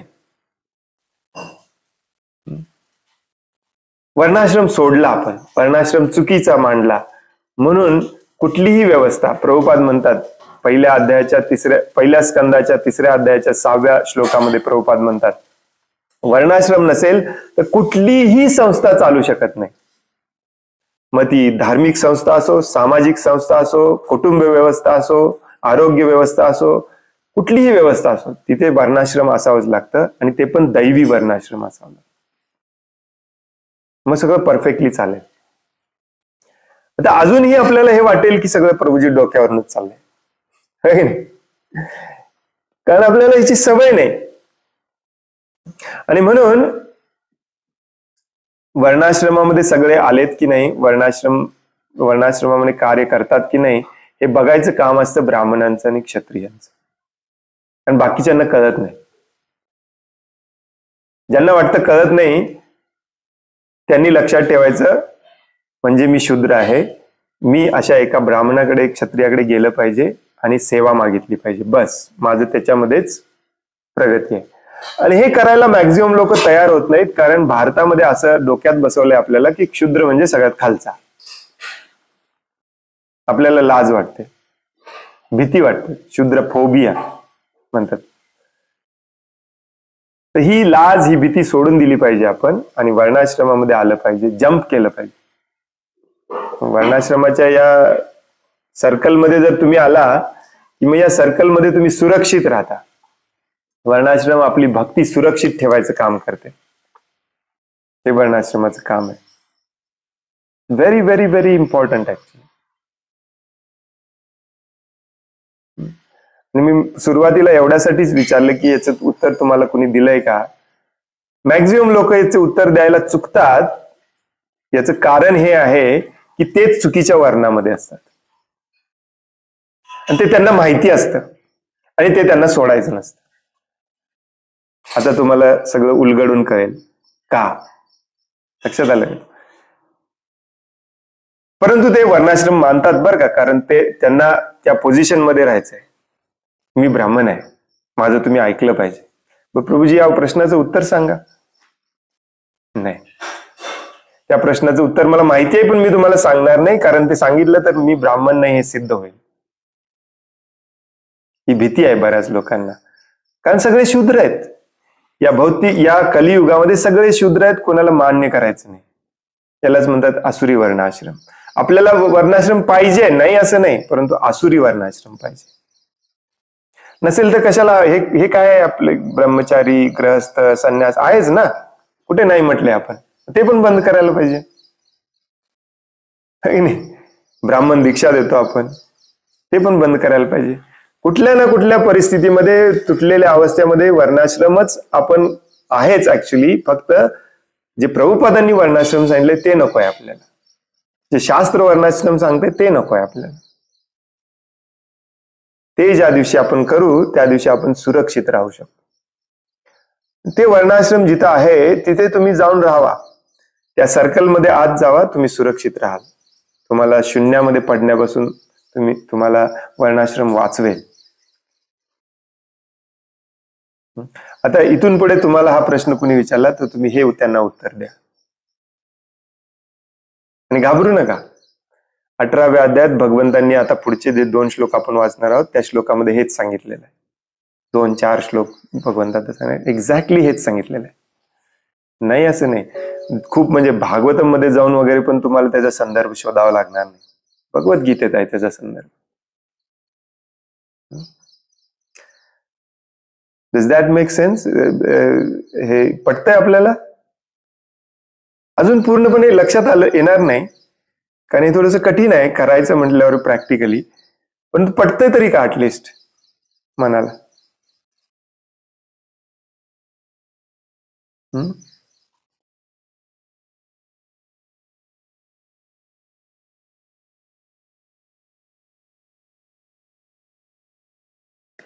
हरी बोल.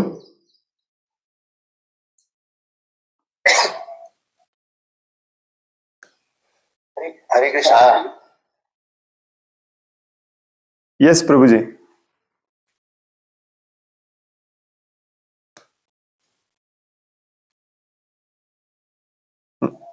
सगळे एकमेकांसाठी थांबले. येस अमोल प्रभूजी. हो प्रभूजी. हरे कृष्ण. दंडवत प्रणाम प्रभूजी. येस प्रभूजी.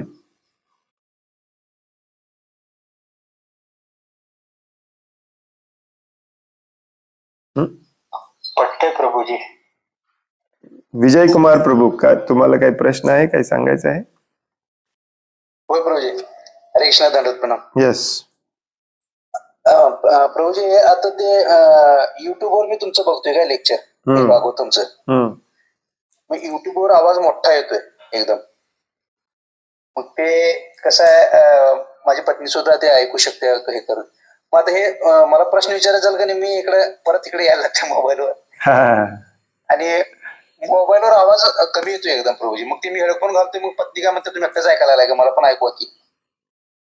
परत आणि ती युट्यूबवर जायला लागते, असं धावपळ व्हायला लागले काय. मग युट्यूबवर प्रश्न विचारायचा झाला तर काय करावं, मी ते टाईप करायला पाहिजे का काय? होय होय, टाईप करा. आता ते बदललंय, मला दिसतात युट्यूबवरचे प्रश्न, मला दिसतात स्क्रीनवरती. तुम्ही टाईप करा, मला मी वाचून दाखव. परवा एकदा मी विचारलं तुम्हाला, ते तुम्ही बघितलंच नाही त्याला. हा, तेव्हा ते जरा स्क्रीन सिस्टीम तेव्हा आम्ही बदललेली, त्यामुळे मला ते दिसलं नाही. आता परत बदलली स्क्रीन सिस्टम, स्क्रीनवरती दिसतात सगळे प्रश्न, कमेंट वगैरे. ते स्पष्ट ऐकू येतं, कारण हे जे माईक लावलंय ना, ते माईक मुळे ते स्पष्ट ऐकू येतं. दुसरे फोन हे फक्त मी माझ्या जवळ ठेवतो, त्यामुळे थोडासा कमी आवाज येतो त्याचा. मोबाईलवर आवाज कमी येतोय. मग ते संध्याकाळी भागवतमच्या याला पण तसंच होते प्रभूजी, मोबाईलवर आवाज कमी येतोय. हो. मग त्याला एक अजून एक माईक वापरायला पाहिजे, मग ते किती माईक लावायचे हा प्रॉब्लेम आहे, त्यामुळे पण युट्यूबवर आवाज खणखणीत येतो एकदम. या. आणि सगळ्यात महत्वाचं म्हणजे प्रत्यक्ष तुम्हाला बघायला मिळते, तुमचं दर्शन मिळते नाही. माझं दर्शन करून तुम्हाला काय करायचं. जास्त मजा येते, म्हणजे प्रत्यक्षात तुमच्या जवळ बसून ऐकायला लागलं असं वाटतं युट्यूबवर बघायला. हा, ते आता नवीन VR चे असे गॉगल मिळतात, ते पण कुठे मिळते का बघा, म्हणजे प्रत्यक्षात इथं आल्यासारखंच वाटेल.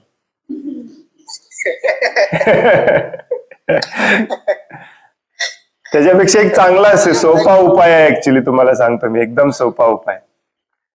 खरोखरच या इथे.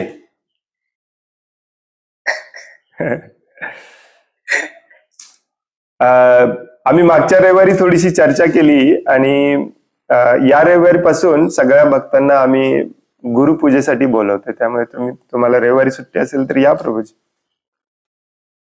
उद्याच्या रविवारी काय? हो.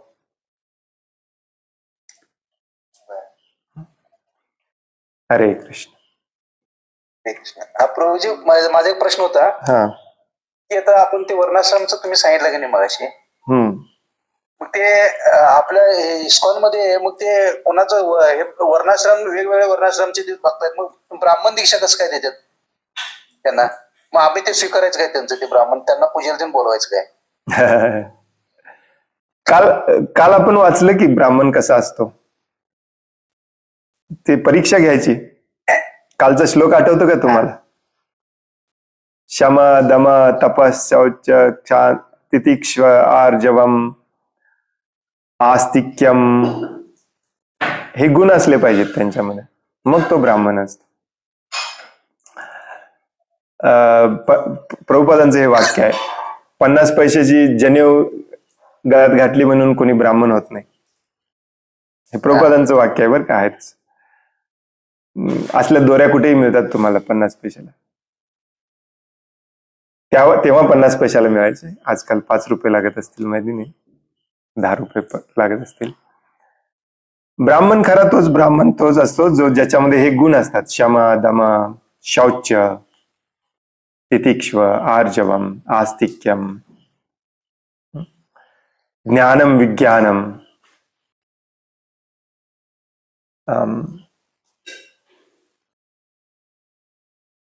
म्हणून मी बऱ्याचदा सांगतो की ह्या दीक्षेच्या स्पर्धेमध्ये तुम्ही उतरूच नका. दीक्षा म्हणजे भूलभुलई आहे. बऱ्याच लोकांना वाटतं की अरे ब्राह्मण दीक्षा झाली तुमची, अरे बापरे अजून माझी पहिली दीक्षा व्हायची. तुमची 1000 दीक्षा झाली तरी तुम्ही भगवत धामात जाणार नाही जर तुमचं मन शुद्ध नसेल. काय करायचं दीक्षा घेऊन? भगवंत तुम्हाला दीक्षा देतील जेव्हा तुमचं हृदय स्वच्छ होईल, तुम्हाला शुद्ध गुरु पण भेटवतील, त्याच्याकडून दीक्षा पण देतील. सगळं भगवंतांना प्रार्थना करा, सगळं व्यवस्थित होईल. हे आजकाल जे दीक्षा भक्तिशास्त्री हे सगळं जे चाललेलं आहे ते फक्त टायटल साठी चाललेलं आहे. पोझिशन, रबर शिक्का मारून सर्टिफिकेट पाहिजे फक्त. बरेच लोक याचा दुरुपयोग करतात. त्यामुळे बघा तुम्ही, ज्याचा वशिला जेवढा मोठा त्याला लवकर दीक्षा मिळते. हे असं झालं नसलं पाहिजे, काय बरोबर नाही आहे ऍक्च्युली. प्रभूजी सत्संगला गेलं तर का नाही, कसं करतात माहिती काय, दीक्षित भक्त किंवा आहेत दुसरे जे दीक्षित नसतात त्यांना थोडस कमी लेखलं जाते. दीक्षित असलं तरच त्यांना जरा जास्त मान देतात. हे दीक्षित भक्त आहेत आणि हे अजून दीक्षा घेत नाहीत. काय करायचं? त्यामुळे थोडस दीक्षा घ्यायची इच्छा निर्माण होते नाही म्हणत. काय करायचं खरं? आता 10वीची परीक्षा दिली, 10वीचं सर्टिफिकेट मिळालं, 12वीची परीक्षा दिली, 12वीचं सर्टिफिकेट मिळालं. एखाद्याला पैसे देऊन पण सर्टिफिकेट घेतोय, त्याच्यात आणि तुमच्यात फरक आहे. उगी सरकारी नोकरीसाठी 12वी पास लागते म्हणून कशी तरी सर्टिफिकेट घ्यायचं. भगवंतांची नोकरी अशी नाहीये, सर्टिफिकेट दाखवून मिळणार नाही आहे भगवंतांची सेवा. भगवत धामामध्ये प्रवेशाला या सर्टिफिकेटला काही अर्थ नाही. दीक्षा म्हणजे काय पहिल्यांदा समजावून घेतलं पाहिजे. गुरु कसा असतो हे समजावून घेतलं पाहिजे. मग तो गुरु शोधला पाहिजे, त्याचा आश्रय घेतला पाहिजे, मग दीक्षा घेतली पाहिजे. आणि मग दीक्षेचं सिरियसली आचरण केलं पाहिजे. दीक्षेचा अर्थ असतो आजपासून मला शिष्य म्हणून स्वीकारा, ही आपली पण मनाची तयारी असली पाहिजे की आजपासून मला शिष्य म्हणून स्वीकारा. म्हणजेच याचा अर्थ आजपासून मी 24 तास 12 महिने प्रत्येक क्षण तुमचा आहे, मला काही पण सांगा. कोण करता असं? बघितलंय तुम्ही कोणाला करताना असं? नाही नाही. चैतन्य चरितामृतामध्ये चैतन्य महाप्रभू स्वतः सांगतात, दीक्षा काले भक्त करे आत्मसमर्पण. प्रभुपादांच्या काळामध्ये मात्र हे स्ट्रिक्टली पाळलं जायचं. एक दोन भक्त दीक्षा घेतले, परत घरी जाऊन काहीतरी करायला लागले, प्रभुपादांनी बोलवून घेतलं त्यांना. दीक्षा कशाला घेतलंय? दीक्षाचा अर्थ इथे राहायचं, माझ्यासाठी कायम काम करायचं, मला गुरु म्हटलंय तुम्ही. अर्जुन म्हणतो शिष्यस्ते हम चादिमाम तो हम प्रपन्नम. आता मला शिष्य म्हणून तुम्ही स्वीकार करा, मी तुम्हाला शरण आलेलो आहे, मला काय सांगायचं ते सांगा. आणि सगळं सांगितल्यावर शेवटी अर्जुन म्हणतो तुम्ही सांगाल तसंच करणार आहे. ही करायची कुणाची इच्छा नाही, परंतु हे जसं तुम्ही म्हणाला, दीक्षा हे एक सोशल स्टॅटस झालेलं आहे, आपल्या स्टॅटसची गोष्ट झालेली आहे. माझी दीक्षा झाली प्रभूजी, पत्नीची पण झाली, मुलांची, एका मुलाची झाली, दुसऱ्या मुलाची आता लाईन मध्ये आहे, पुढच्या महिन्यात होईल, तोपर्यंत माझी दुसरी दीक्षा होईल, तोपर्यंत पत्नीची दुसरी दीक्षा होईल. काय करताय तुम्ही? अजून पाप कर्मामध्येच आहे. आणि आजकाल तर जरा अतिच झालंय, अति म्हणजे अति झालंय. दीक्षा घेतल्यानंतर 5-5, 10-10 वर्ष परत गुरुला भेटत नाहीत लोक. कशाला घ्यायची दीक्षा? घरात फोटो लावून त्याच्यावर त्याला उदबत्ती ओवाळायला फक्त.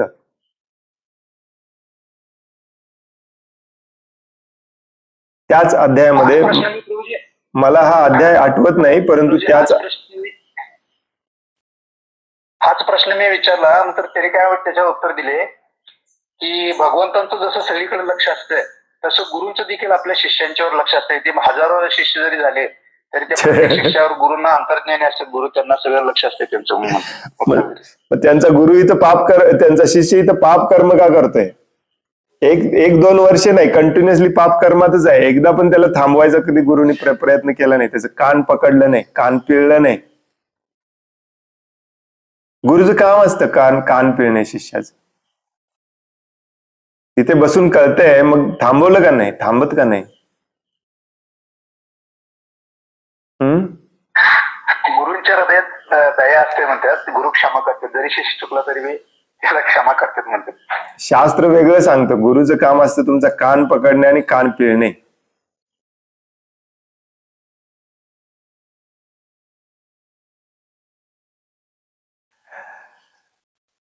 हॉल मधला एक लाईट चालू होता,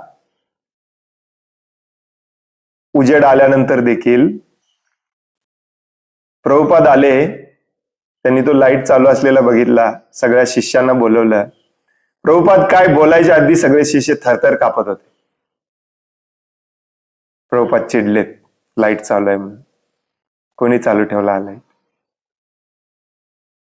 असे असतात गुरु.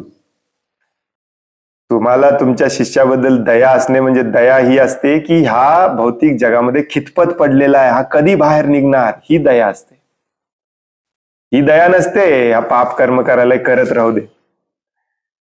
त्या दयेमागे एकच कारण असतं, हा यानं पाप कर्म बंद केलं तर इथे दक्षिणा मिळणार नाही.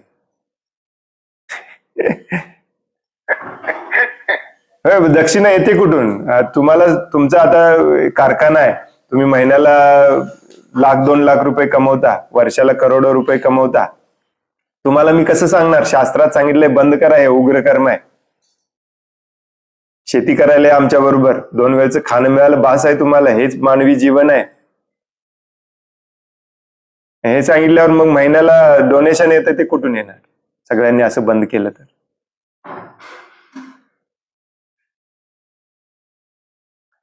हे सगळ्या चुकीच्या कल्पना आहेत प्रभूजी. आणि म्हणूनच मी नेहमी म्हणतो की याला कुठल्या तरी शास्त्रामध्ये संदर्भ असला पाहिजे. प्रत्येक वाक्य जो मला हे असे सांगितले जातात तेव्हा लगेच विचारायचं, प्रभूजी कुठल्या शास्त्रात प्रभुपाद कुठे म्हटलेत का? थोडंसं मला दाखवता का, सांगता का? हा एकच उपाय आहे सिद्ध करायचा की ते बरोबर आहे की खोटं आहे, हो की नाही? मी जे सांगतोय ते पण चुकीचं असू शकते. तुम्ही मला पण विचारलं पाहिजे प्रभूजी हे कुठे सांगितलेलं आहे की नाही. प्रभू तुम्ही संदर्भ सांगतायच आणि जे सांगितले त्याच्यात सांगितले मग तुम्ही स्पष्ट सांगताय त्यामुळे काय विचारायचा प्रश्न येतो. प्रभुपादांचे लेक्चर जर तुम्ही सर्च केला तर 1000 ठिकाणी प्रभुपादांनी म्हटलेलं आहे आंधळेपणाने कधीही कोणाचंही मागं जायचं नसतं, मग तो गुरुही असो, गुरु का असे ना. आंधळा त्याच व्यक्तीच्या मागे जातो जो स्वतः आंधळा आहे. अंधांतर एक श्लोक आहे भागवत, हे नाहीच आहे ऍक्च्युली आणि ह्याचं प्रूफ आहे भगवद्गीता. भगवद्गीतेच्या 2ऱ्या अध्यायामध्ये अर्जुन म्हणतो मी तुम्हाला शरण आलेलो आहे. शिष्य स्वीकारा म्हणतो नाही, शिष्य स्वीकारा तर म्हणतोच, शिष्य स्वीकारा म्हणजे मी तुम्हाला शरण आलेलो आहे. शादिमाम त्वाम प्रपन्नम. मग भगवंतांना काय गरज होती एवढं सगळं सांगायची. भगवंत म्हटलेले असते तुम्हाला आता गुरु म्हणून स्वीकारलायस ना, उठ धनुष्यबाण घे युद्ध कर, माझा आदेश आहे, मला काही विचार नको, प्रश्न काय विचार नको, कुठं लिहिलंय काय लिहिलंय कशपणी सांगितलंय, तुला काय अधिकार आहे मला प्रश्न विचारायचा नाही. भगवंतांनी समजावून सांगितलं आणि त्याच्यावरती पण शिष्याने 1000 प्रश्न विचारले. जो शिष्य प्रश्न विचारत नाही तो मूर्ख शिष्य असतो.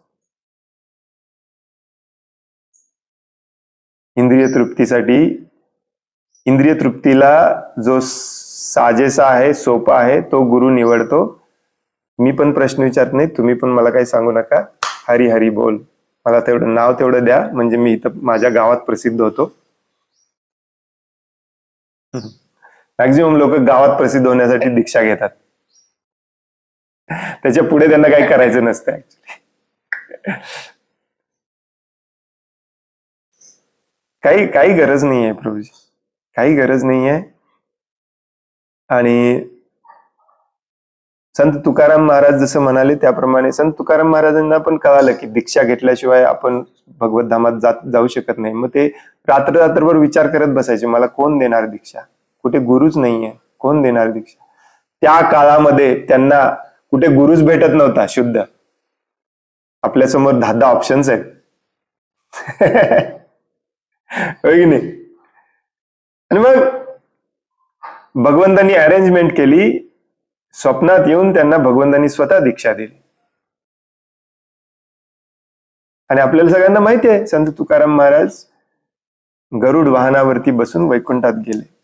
नाही असं नाही. हृदय शुद्ध करा, तीच तुमची दीक्षा आहे, लक्षात ठेवा. याचा अर्थ दीक्षा घ्यायची नाही का, घ्यायची नाही असं नाही. तुम्ही म्हणाल की प्रभूजी तुम्ही घेतलं आणि आम्हाला सांगायला लागलाय हृदय शुद्ध करा असे पण मला असे पण बोलणारे भेटतात मला ऍक्च्युली. भेटेल तुम्हाला पण भेटेल, शुद्ध गुरु भेटेल, का नाही भेटणार. ज्याचं हृदय शुद्ध आहे त्याला भगवंतच भेटवून देतात, काळजी करू नका.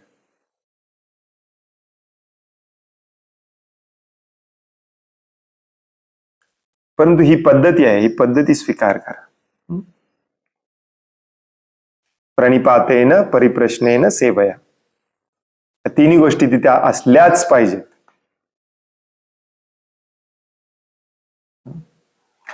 हरे कृष्ण. थांबूया आपण. खूप खूप धन्यवाद. वांछा कल्पतरुभयश्च कृपा सिंधुभ्य एव च पतितानां पावनेभ्यो वैष्णवेभ्यो नमो नमः. अनंत कोटि वैष्णव वृंद की जय. वैष्णव ठाकुर शिल प्रभुपाद की जय. ग्रंथराज श्रीमद् भागवतम की जय. हरे कृष्ण. हरे कृष्ण.